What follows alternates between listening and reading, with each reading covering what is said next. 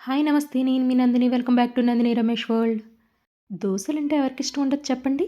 అందులోని ఇంట్లో చేస్తే ఒకటికి 2 లాగించేస్తాం. దోసల్లో మనం బియ్యం గానీ, అటుకులు గానీ వేయకుండా మనకు దోస రాదు. అలాంటిది ఎటువంటి బియ్యం, అటుకులు ఏం యూజ్ చేయకుండా హెల్తీగా రాగి దోస ప్రిపేర్ చేశాను. ఈ దోసలు వెయిట్ లాస్ అవ్వాలనుకునే వాళ్ళు, షుగర్ ఉన్నవాళ్ళు ఎటువంటి డౌట్ లేకుండా సూపర్‌గా లాగించొచ్చు. గ్రైండ్ చేసే పని కూడా లేదు. దీనికోసం ఫస్ట్ 2 కప్పులు రాగి పిండి తీసుకున్నాను. ఇందులో కొంచెం టేస్ట్‌కి సరిపడినంతగా సాల్ట్ యాడ్ చేసుకొని, ఈ 2 కప్పుల రాగి పిండికి ఒక 3 స్పూన్స్ కర్డ్ వేసుకోవాలి.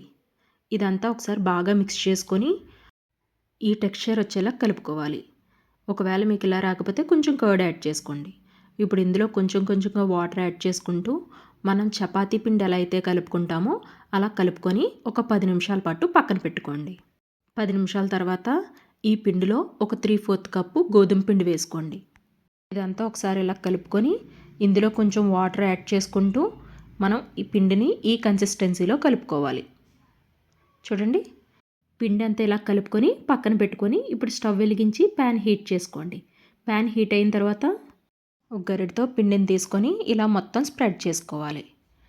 చూడండి, మనం దోశలు వేసేటప్పుడు ఎలా అయితే స్ప్రెడ్ చేస్తామో ఇది కూడా సేమ్ అలాగే స్ప్రెడ్ అవుతుంది. ఈ దోశలు అప్పటికప్పుడు ప్రిపేర్ చేసుకోవచ్చు. ముందు రోజు నానబెట్టి పప్పు గ్రైండ్ చేసే పని కూడా లేదు. దీనిపైన కొంచెం లైట్గా ఆయిల్ వేసుకొని దీన్ని 2 సైడ్స్ రోస్ట్ చేసుకోవాలి.